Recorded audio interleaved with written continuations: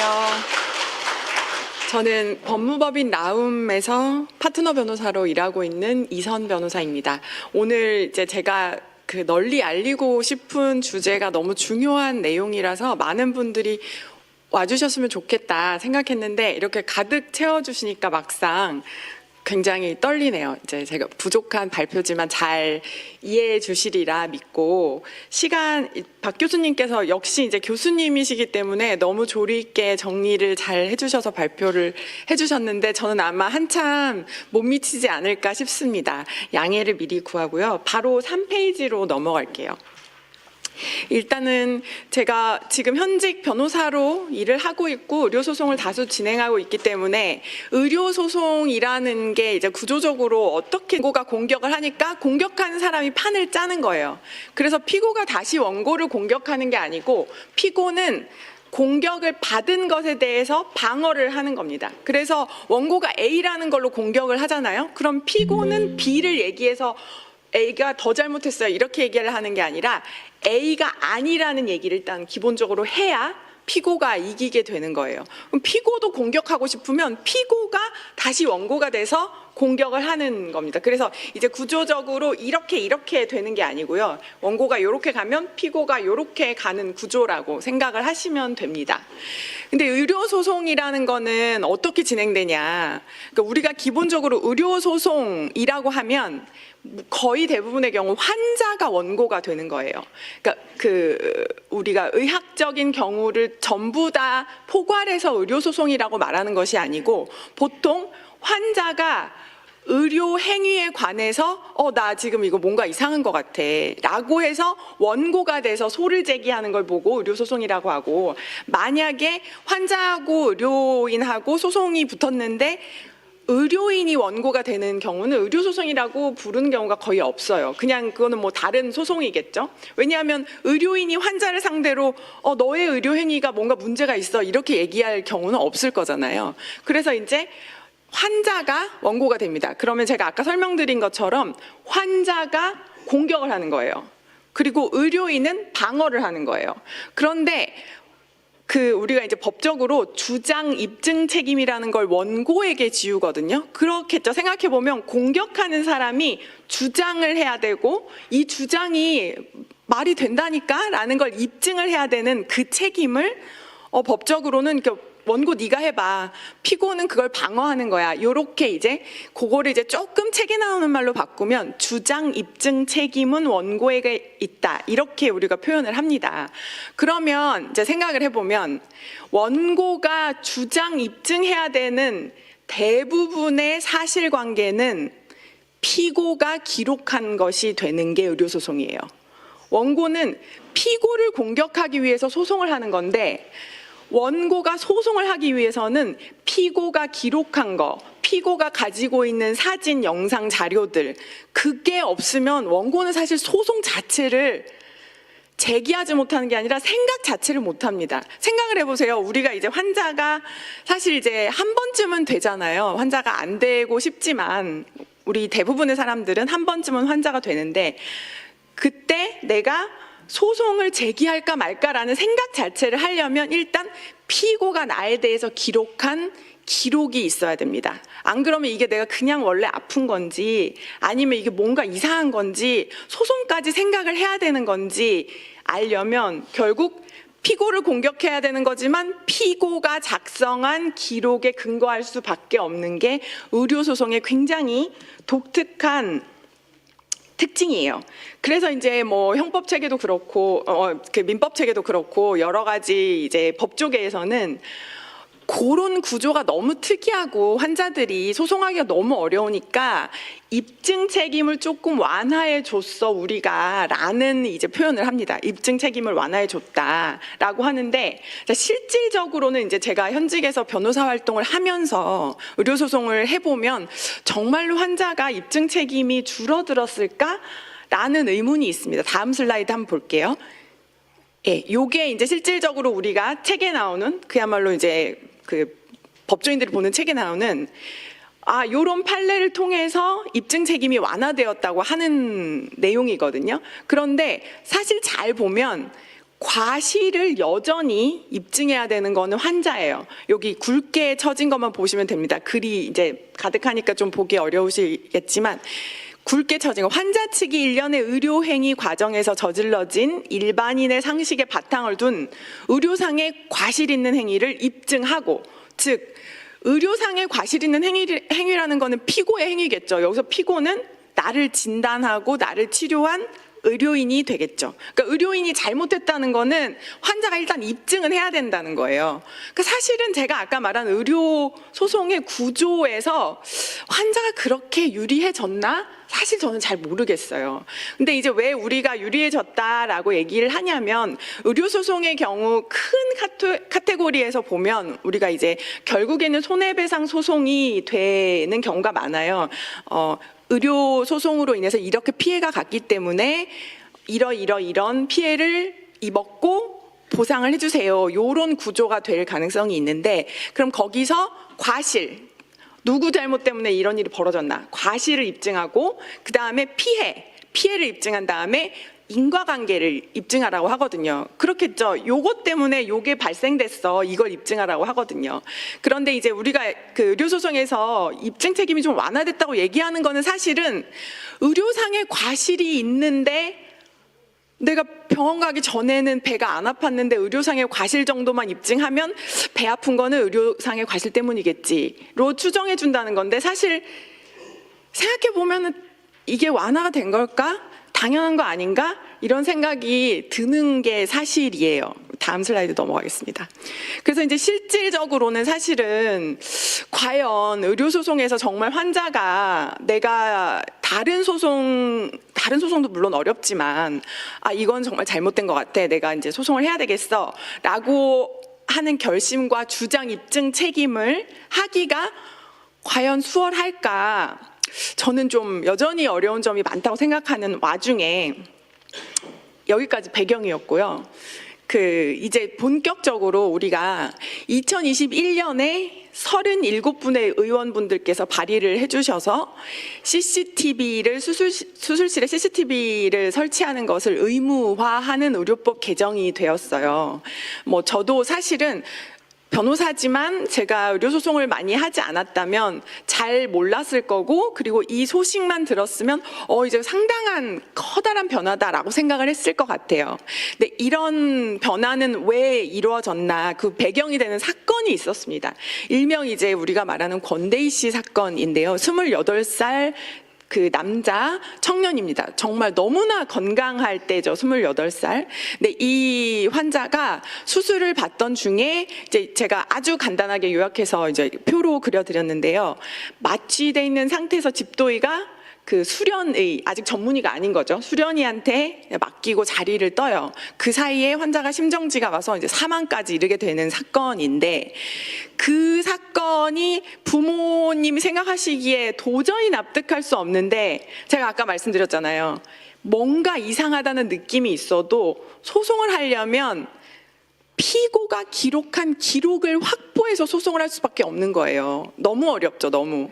그래서 이 사건도 진실을 밝혀지기까지 너무나 오래 걸렸고, 부모님이 이제 시위도 하셨고, 정말 피눈물 나는 그런 노력 끝에 CCTV를 확보하게 되는데, CCTV를 보니까 이런 사실이 밝혀진 거예요. 그래서 너무나 억울한 생명이 이렇게 이제 생명을 잃었구나라는 게 밝혀지고, 전 국민적으로 이거는 관심을 가질 만한 일이라는 거를 공감을 해주셔서 이제 법이 개정이 됩니다. 그래서 다음 슬라이드 갈게요. 그래서 요게 이제 제가 설명을 드린 이제 사건의 진행이고요. 이제 마침내 법이 생겨요. 우리 CCTV를 수술실에 의무적으로 설치해야 되는 거는, 그거는 맞는 것 같아 라는 이제 공감대가 생기면서 여러 의원분들의 노고에 마침내 21년 9월에 법이 개정이 됐고요. 거기까지만 들었을 때는 이제 CCTV 설치를 하는 게 의무예요, 병원에서. 그러면 의사들도 사실은 좀 영세한 의사들도 있을 수가 있는데, 그 국가와 지자체에서 비용까지 지원을 해주고 이제 CCTV 설치를 의무화하게 합니다. 그런데 클릭 한번 해주시겠어요? 근데 사실상 이제 보건복지부가 2023년부터 이 법이 발의를 하거든요. 21년에 개정을 하고 2023년부터 이제 이 법 진짜 시행합니다 해서 이제 발효를 합니다. 2023년 9월부터 2025년 8월 31일까지, 그러니까 만으로 2년에서 한 며칠 빠지는 거죠. 그때 수술 통계를 내보니까 전체 수술 건수의 4%만 이제 수술실에서 CCTV 촬영을 한 것으로 기록에 나타났어요. 너무 이상하잖아요. 아니 법에서 CCTV 촬영 설치가 의무라고 했는데 나머지는 어떻게 된 거예요? 근데 이제 여기 작은 글씨 보시면 설치는 99% 된 겁니다. 설치는. 그런데 다음 슬라이드 가보겠습니다. 왜 도대체 어떻게 법이 개정돼 있길래 설치는 다 했는데 거의 다 한 거 아니겠습니까? 99%면은. 그럼 왜 촬영은 왜 안 한 거야? 저는 제가 법조인이라고 해도 의료소송을 안 했으면은 설치 의무화 됐어? 그럼 이제 다 촬영하는 건가 봐 라고 생각했을 것 같아요. 근데 실상은 그렇지가 않았다는 거예요. 법을 잘 읽어보니까 설치하여야 한다는 써 있어요. 근데 이제 2항에 보면 환자가 요청을 해야 되는 거예요. 환자가 의식이 없으면 보호자가 요청을 해야 되는 거예요. 그런데 저는 제가 변호사지만 제 생각에는 뭐 변호사가 아니라 법관께서도 환자가 되는 순간에, 심지어 이제 우리가 전신 마취를 하고 수술을 해야 되는 순간에는 그런 게 어디 있습니까? 법을 아무리 알아도 지금 내 생명이 완전히 이 의료진한테 의지할 수밖에 없는, 어떻게 보면 인간이 가장 약한 순간일 거예요. 수술을 앞둔 순간. 근데 그때 요구를 해야 되는 거예요. 나 CCTV 촬영하게 해달라. 근데 여기서 신기한 거는 또 잘 모릅니다. 그거를 요구를 할 수 있다는 거를. 저도 모를 것 같아요. 그리고 요즘에는 개인정보보호법, 개인정보보호법에서 그거는 다들 아세요. 함부로 그런 뭐 개인정보 녹화, 녹음, 뭐 개인정보 요구 이런 거 하면 안 된다는 건 다 알고 계시기 때문에 이걸 선뜻 강력하게 주장할 에너지가 그 순간에 있을까? 저는 굉장히 의문스러워요. 그런데 그렇다면 이제 알려줘야 되거든요. 그 수술하시기 전에 수술 환자의 당연한 권리입니다. CCTV 촬영을 요구하실 수 있어요. 그런 의무 조항이 들어가야 돼요, 법에. 그래야지 환자가 그럼 저는 할게요. 이렇게 자연스럽게 될 수가 있는데 그런 의무 조항도 이제 없는 거죠. 그걸 이제 책에 나오는 말로 바꾸면 고지 의무라고 하는데 고지 의무가 없어요. 그러니까 대부분의 환자들은 법조인 포함해서 아마 모를 거예요. CCTV 촬영을 요구할 수 있다는 것을. 그런데 심지어 다음 슬라이드 넘어가 볼게요. 이제 거기까지 어떤 용기 있고 대단하신 분이 요구를 했어요. 촬영을. 요구를 하면 촬영을 한 의의가 뭡니까? 내가 필요할 때 볼 수 있어야 되잖아요. 근데 볼 수가 없어요. 내 수술 장면을 내가 필요해서 그렇게 어렵게 녹음을 했는데 볼 수가 없어요. 언제 볼 수 있냐? 여기서 이제 정보주체라는 말을 썼지만 사실은 수술실에 있는 모든 의료인이 동의했을 때라는 말이에요. 그런 일은 사실 근데 생기지 않을 거예요. 특히 수술실에서 어떤 불법 행위가 있었다면 결코 생기지 않겠죠. 누가 동의를 하겠습니까? 과실 있는 자는 어쩌면 동의할지도 모르지만 그 옆에 있는 동료들은 동의를 안 할 거예요. 한국 사람들 착하기 때문에. 그리고 쟁송이 있어야 됩니다. 그러니까 소송이나 우리 의료분쟁조정위원회에 내가 이미 소송을 걸었어야 돼요. 그때만 요구할 수 있다는 겁니다. 이게 선뜻 이해가 저는 잘 안 가요. 내 기록이 아닐까? 내 수술에 관한 영상인데 나는 사실은 요청을 못 한다는 거예요.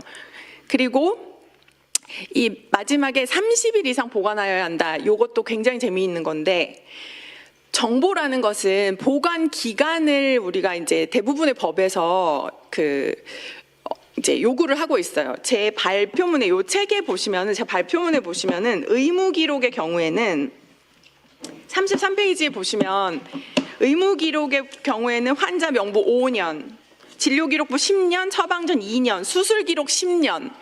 이런 식으로 대부분의 경우 5년, 10년, 제일 짧은 게 2년이에요. 그 의무 기록을 보관해야 되는 기록이.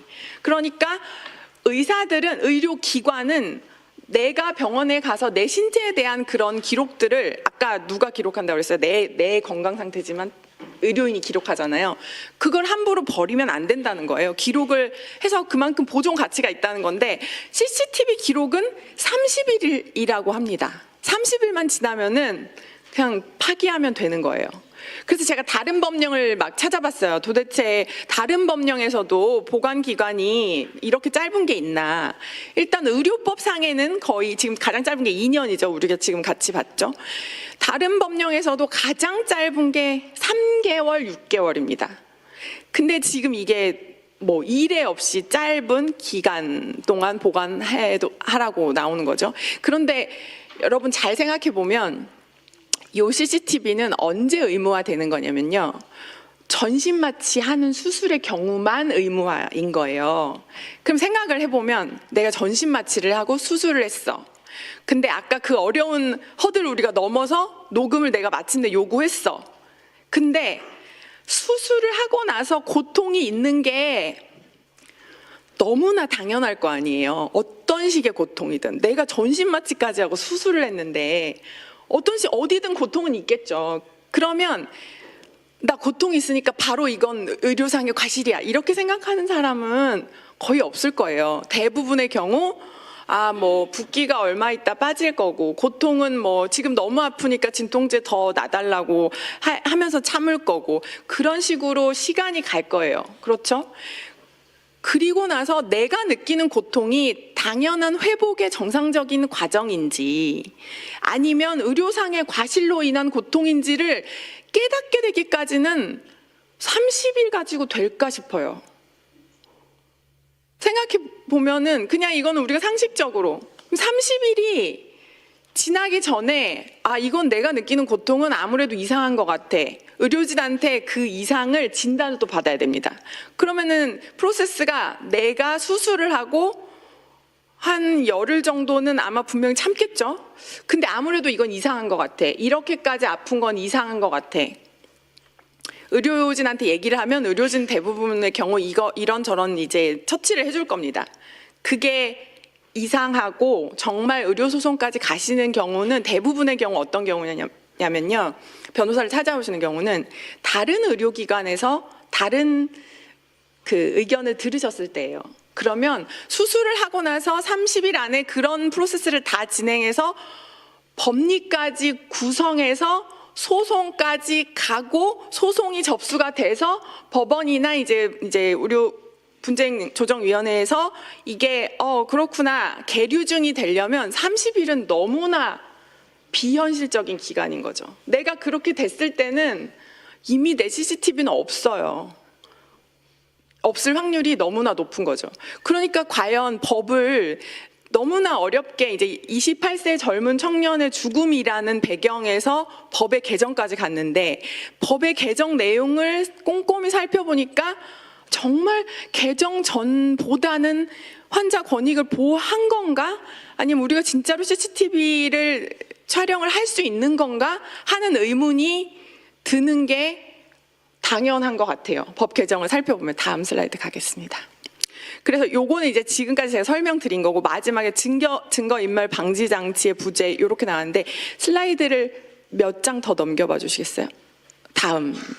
네, 여기 보면은 법을 다 지켜도, 의료기관과 의료인이 법을 다 지켜도 내가 수술실에서 무슨 일이 일어났는지를 알기가 너무 어려워요. 그런데 만약에 뭐 그런 일이 있어서는 안 되겠지만 지금 사실 벌어지고 있긴 하죠. 유령수술이라던가 대리수술이라던가 아니면 그 밖에 여러 가지 의료 과오, 뭐 의료 과실, 그런 것들이 만약에 수술실에서 있었어요. 그러면은 그 사람은 CCTV 지금 촬영하고 있다고 해도 그 CCTV를 파기하고 싶을 거잖아요. 그런 거를 방지하는 장치를 보고 우리가 법적으로는 처벌 규정이라고 부릅니다. 내가 이런 짓 했다가는 이제 내 인생 끝나는 거지. 차라리 CCTV 그대로 유지하고 내가 잘못 인정하고 이렇게 하는 게 사회적으로 내가 책임을 어느 정도 지고 이렇게 기대하는 대로 이제 설계가 돼야 되고, 이걸 어겼을 때는 큰일 난다고 느껴야 안 할 거 아니에요. 그리고 이제 우리가 형법 교수님이 계셔서 제가 말을 조금 조심해야 되긴 하는데, 형법적으로 처벌의 존재 이유는 그 사람 벌하는 게 아니라 일단 범죄를 예방하는 거거든요. 이렇게 하면 안 돼. 내가 이렇게 하면 진짜 뭐 이렇게 감옥 가. 저렇게 사회적으로 매장돼. 방지를 해야 되는데, 보면 영상을 유출하거나 변조하거나 훼손하는 경우에 2년 이하 혹은 2천만 원 이하예요.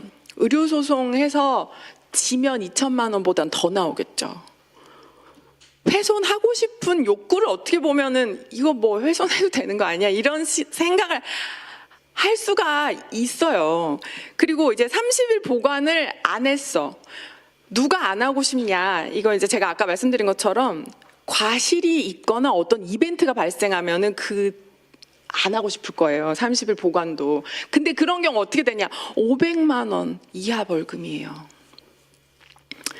왜 지우지 않겠어요? 500만 원밖에 안 되는데. 그러면 아까 슬라이드로 위로 두 칸만 가주세요. 하나 더 가주세요. 네. 그러면 결국에는 CCTV 설치 의무화라는 너무나 화려한 말 뒤에는 실질적으로 CCTV를 촬영도 안 하고, 어렵게 촬영한 CCTV를 보관하기도 어렵고, 심지어 보관했다고 해도 내가 보기가 너무 실질적으로 불가능한 그런 상황이 될 수밖에 없는 법이 아닌가, 이런 생각이 듭니다. 그래서 다음 슬라이드 가겠습니다. 그러면은 자, 이제 어떤 걸 생각해 봐야 되냐면은, 환자가 수술실에서 CCTV를 촬영하고 싶다는 요구가 그러면 얼마나 정당한 건가? 그런 요구는 왜 나오는 건가? 사실 뭐 마음은 이해하지만 그런 거는 조금 받아들이기 어려운 건지, 아니면 모두 다 그런 마음을 가지고 있고 그것은 마땅히 받아들여져서 입법화가 돼야 되는 건지, 그게 중요할 거 아니에요. 뭐가 맞을까?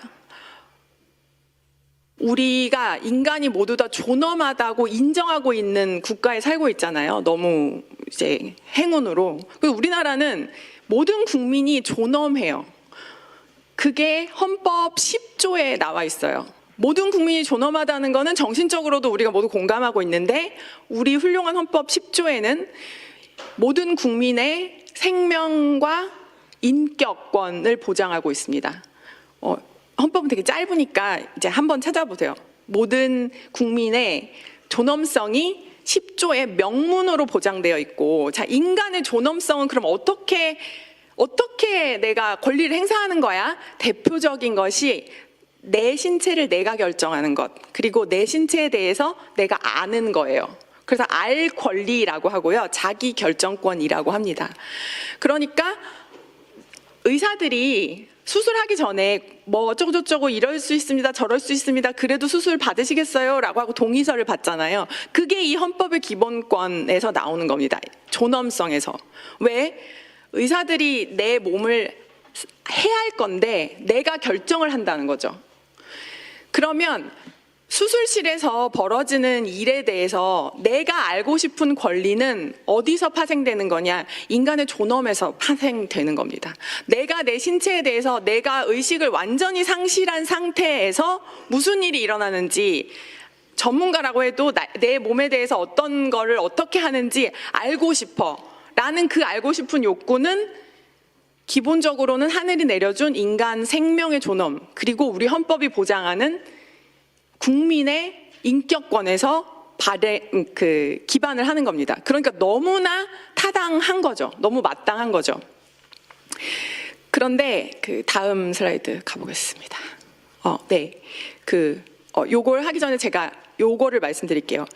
수술실에서 아까 우리가 의료소송의 구조를 말씀을 드릴 때 이거를 말씀드렸어요. 결국에는 의료인이 과실했다는 거는 환자가 증명을 해야 돼라고 아까 판례에서 보셨잖아요. 근데 그걸 어떻게 증명하냐? 사실은 기록상으로 증명해야 되는데 그 전에 뭘로 증명하겠어요? 내 지각과 생각으로 증명할 거 아니에요. 내가 그때 진료 받을 때 의사가 좀 진료실에서 조금 그렇긴 했어. 이런 지각이 있어야 되잖아요. 그리고 판단이 있어야 되잖아요. 내가 그때 주사 맞을 때 굉장히 이상하긴 했어. 그런 인식이 있어야 되잖아요. 그런 인식이 바탕이 돼서 의무 기록을 확보를 하는 그런 어려운 절차를 거쳐서 과실을 증명해야 되잖아요. 그게 이렇게만 들어도 되게 어려운데 그나마 불가능한 건 아니에요. 왜냐하면 내가 일단 인식이 있으니까. 그런데 그 일련의 그런 의료 행위에서 우리가 완전히 의식을 잃는 순간이 수술실인 거죠. 지각도 없고, 그러니까 피부로 뭘 느낄 수도 없고, 들을 수도 없고, 냄새도 없고, 당연히 판단할 수 있는 생각 같은 건 없는 거예요. 그러면 어떻게 환자가 판례에서도 상당히 이제 완화해줬다고 말하면서 요구하는 너의 상식에 기반해서 의료상의 과실이 있는지는 네가 일단 증명해야 돼. 그거를 수술실 상황에서는 그럼 어떻게 하죠? 내가 지각이 없는데? 내가 지각이 없고 인식이 없고 의식이 완전 상실 상태이기 때문에 판례가 말한 그거를 환자한테 부담을 지우면 환자가 그거를 할 수 있는 가능성은 0%가 되는 거예요. 제가 너무 극단적인가요? 저는 아무리 생각해도 0%가 되는 거예요. 내가 이제 의식이 완전 상실한 상태이기 때문에. 그래서 그러면은 이 수술실 굉장히 신성한 곳이잖아요. 수술실이 왜 신성할까요? 내가 수술을 하면 이 수술실이 저는 굉장히 신성하고 비밀스러워야 된다고 생각해요. 왜 그러냐면 의사들 때문이 아니에요. 저 때문이에요. 저 때문에. 내가 수술하면. 그렇잖아요. 나는 세균이 한 마리도 들어오지 않는 그런 밀폐된 공간을 내가 원할 거 아니에요. 왜? 내 생명이 소중하니까. 그리고 지금 우리나라는 대부분의 수술이 잘 이루어지고 있고 전문성이나 도덕성이나 윤리성이 정말 잘 이루어지고 있는 것은 사실이에요. 그렇죠? 그렇지만 이 또한 사실이에요.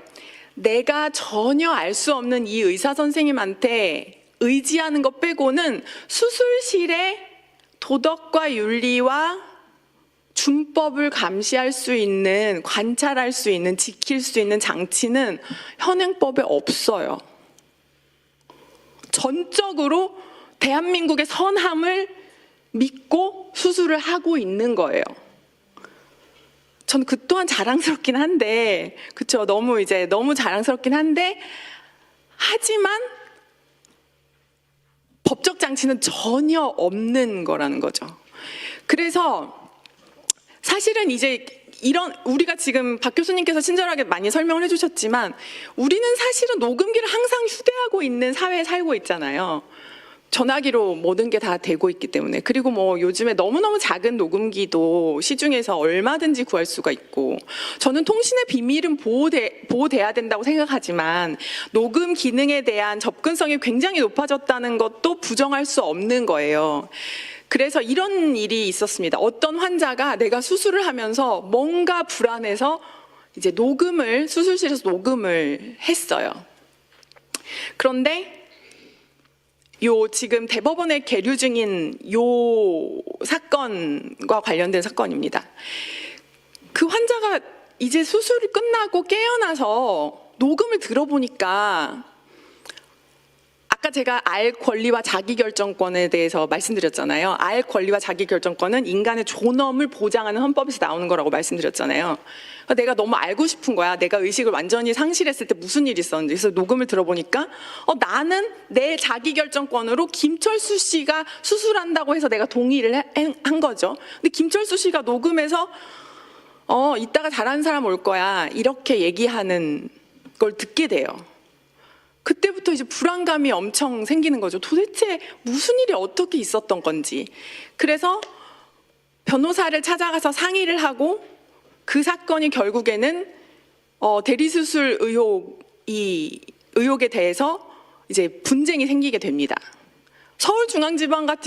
중앙지방법원 같은 경우는 이 환자의 이런 녹음하고자 하는 욕구와 녹음을 하는 행위, 그리고 이 녹음을 변호사의 조력을 받아서 공개한 그런 행위들에 대해서 그럴만하다라고 판단을 했어요.